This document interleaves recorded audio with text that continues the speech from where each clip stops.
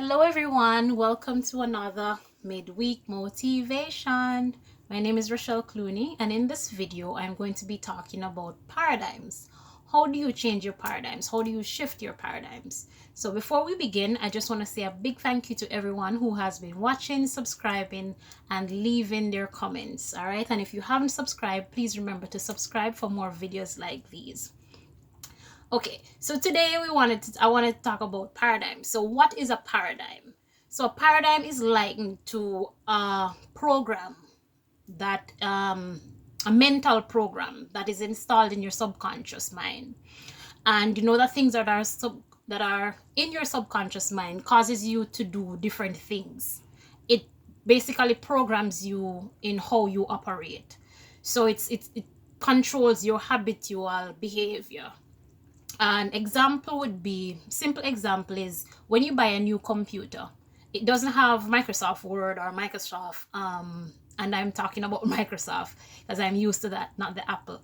But yeah, so you would install Microsoft, the whole Microsoft system. So you'd have Excel, you'd have Word, you'd have PowerPoint, all of these things.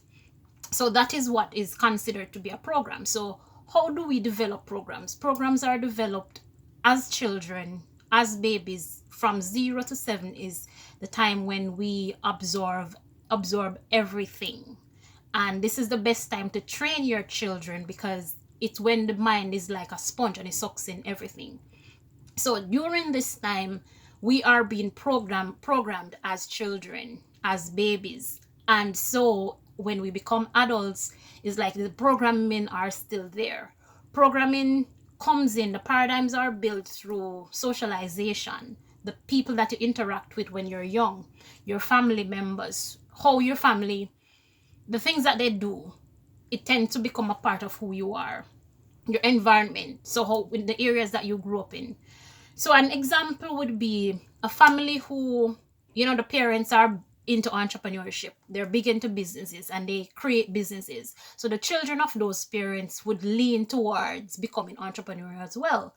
Versus a family who is always working, they have a job. So those children would lean towards working, becoming employees.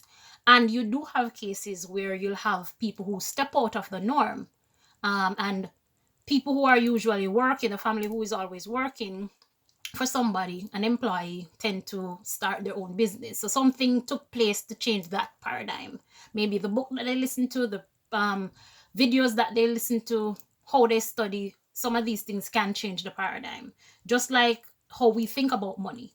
Rich people educate their children to know about money, know the laws of money, and therefore become entrepreneurs and make money. Poor people, they tell your children that it's not enough, and there is a sense of lack.